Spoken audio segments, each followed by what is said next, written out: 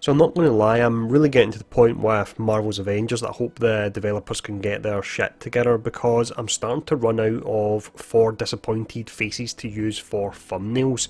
Now, we had a Q&A with Scott Amos from questions that were asked on Twitter, and it looks like it's basically just been softball questions and another potential delay to Kate Bishop that was announced in this actual Q&A. Disappointed! On top of the fact that the questions that were answered were all really softball questions, the actual video they put out, the audio quality was absolutely terrible, and you could hardly hear a word that Scott Amos was actually saying. Now, I'm a guy that records videos up in his loft. It just doesn't look professional at all for a video like this to actually go out at all. So again, they really need to get their shit together with this. They really do. It is getting a bit of a joke now, and as you can probably tell, I'm starting to get a little bit frustrated with it. But what we're going to do in this video, we're going to go through and actually break down the Q&A questions, and then once we've actually done all that, what I'm going to do is show off an article from Paul Tassi on Forbes where he had more relevant questions that really should have been answered in the first instance. But let's go in and see what was actually answered in this Q&A. So I did actually watch the full Q&A, but on Reddit there was a breakdown by a user called Lava Burst. Now, there is a fair ton of snark in his actual breakdown of it, but it's actually deserved, so for that reason I'm just going to run over the breakdown that he provided, because he's not wrong even with the snark in it. So the first question: while developing the game, was Kamala the first choice? How different could story have been from beginning compared to end? Who cares about stuff like that, honestly? So the answer was, quite rightly, 3 minutes later. There was a lot of explanation around it, mostly the same story arc, but individual beats may have been slightly different to make the narrative more fluid. Now, questions like this, they're just not relevant. The state the game's in, we've got much more pressing questions. The next one we have here is: when are we going to be able to replay? I presume that means the campaign. We are right there with you. We love the campaign. Can't give you a date. Can say first working version is in test right now. Our Q&A team is testing right now what it would be like to replay the main campaign. So it'll be fun to replay the campaign again, but it's something that I think maybe you'll do one more time at most. I can't see you going in and just constantly farming that campaign over and over and over. The next question here was: is there any chance of seasonal events? So that's villains, items, etc. That, I believe, has potentially already been answered. They said it's not really on the table at the moment, for the reason being they're fixing other issues, and his answer really just reflected that. So he said it could happen, but the primary focus is fixing the user experience at the moment.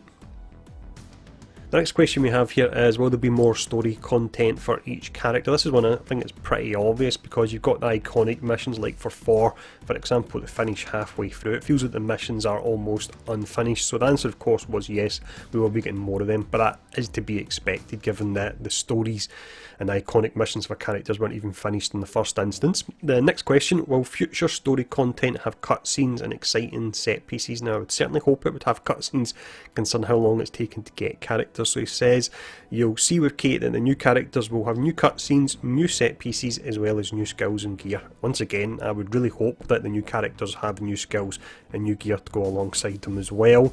The next question, this is actually a positive one. So will our existing 6 Avengers get skill tree updates?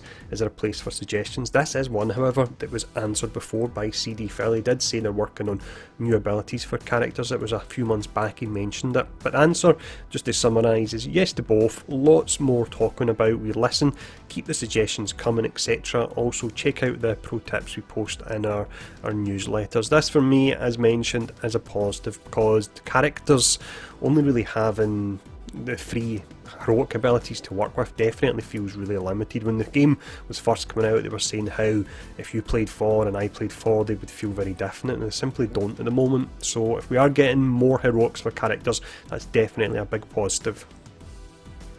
The next question we had was in regards to cross-platform. This is something that I think is essential if you want to save the player base on the likes of PC and, without a doubt, Stadia, where I heard there's a group of 10 people that are playing it now on Stadia. But the answer here is cross-gen will actually be a thing, so that'll be from PlayStation 4 to PlayStation 5, and then the version of Xbox to the next gen version of them. This actual summary here I don't think reflects too well his answer, because he did sound quite positive about the potential of cross-gen, and if that would happen, that is really important, and I think it's something the game very much needs, again, if it's going to survive on these other platforms where the player base isn't as large. Now, the next question is, will there be other gameplay mechanics that are going to be addressed? Editor's note here, what a shitty question, what's he going to do? Say no. So his answer was just that character mechanics and mission mechanics will be addressed and they'll be worked on. We then have a question about backwards compatibility version. This is something that's been answered before numerous times. I don't know why they're wasting a question with this. So yes, the PlayStation 4 version on PlayStation 5 will work along with saves, same with the Xbox as well. The next question we have here is that new content takes too long. Is there any news in this? So they mentioned there will be new bosses, again something we knew already, and then they actually mentioned with Kate something that contradicts a statement they put out earlier, and I'm going to actually bring up that statement at the end of this particular section here, but saying that Kate will be out before the end of the year, and he looked exceptionally happy when saying that. My mind was absolutely blown when I seen this part.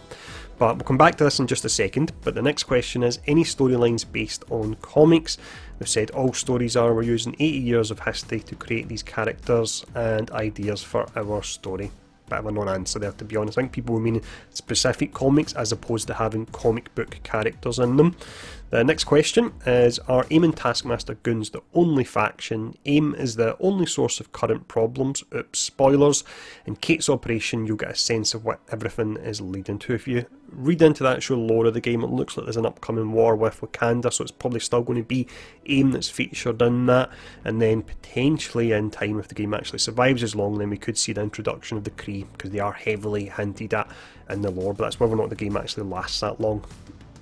Now, just to quickly jump back to the question in regards to Kate being out before the end of the year, we had this statement in their War Table blog that was out not that long ago, and it was saying, with this in mind, we've decided to push Kate Bishop's operation launch back a bit out of October. We're sorry for this slight delay. Now, I've seen people defending and saying, well, technically before the end of the year could be any time before then, and yes, it could of course be that, but they're specifically saying here back a bit out of October, which any reasonable person would actually read this along with the actual wording that's saying we're sorry for the slight delay and expect that would mean sometimes in November, not potentially all the way up to December. Now, it still could be November, but if that's the case, that's saying to me that they really have no confidence at the moment in regards to releasing content. That's something that's maybe due out in the next 2 weeks or so. They could be potentially just saying to keep themselves right, this could take another 6 weeks. It's just an absolute disaster. Next question we have here is, when solo, can you put in an option to swap characters to complete patrol goals? Something they've already addressed before as well, and his answer kind of alludes to that. So it says, we get the ask, so we are talking about ways to allow or help solo players with this kind of action. Now, previously they mentioned the fact that we may get the chance to actually command your AI to actually break down doors or hack terminals. This was something that's been asked before. It was then asked about a potential roadmap, something that I believe they did say they were going to offer before launch. So I'm just going to read this out what the person's actually wrote.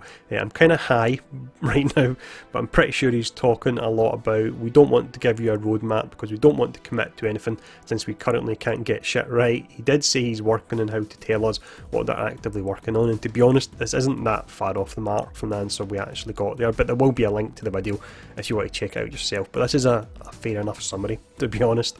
For question 15, we have, what goes into how characters should feel when playing as them? How did you decide this is Iron Man or this is a Cap? This is just another, no offence to the person that's asked it, pointless question with the big issues we've got in the game. Who cares what goes into how characters actually feel when they do design them? But the answer was, it starts with our combat team. They ask what makes character X that character, what makes Widow so widowy. Okay, what if it was just a Black Widow game? What would you expect to do? Pass along the character gameplay idea to scenario devs to help come up with ideas of how to use the mechanics and stages. This is interesting, and it would actually be a good question if the game wasn't a complete mess at the moment and there was more pressing issues, but the game is a mess and there are more pressing issues. We then have our final two questions here. So, stability is harsh on PC, any help? So he says, we're mad too. We get a team of folks that are opening the floodgates for contact saying, please report everything.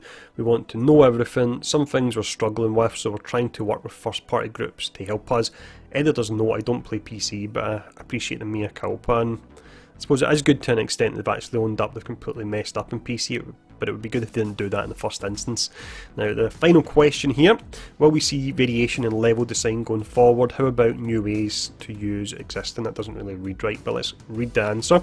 So new areas, new boss arena and Kate's operation. Let's do Kate well and we'll see how big our steps can be moving forward. New biomes coming with expansions too. I would certainly hope that with expansions we actually have different levels than your usual aim corridor.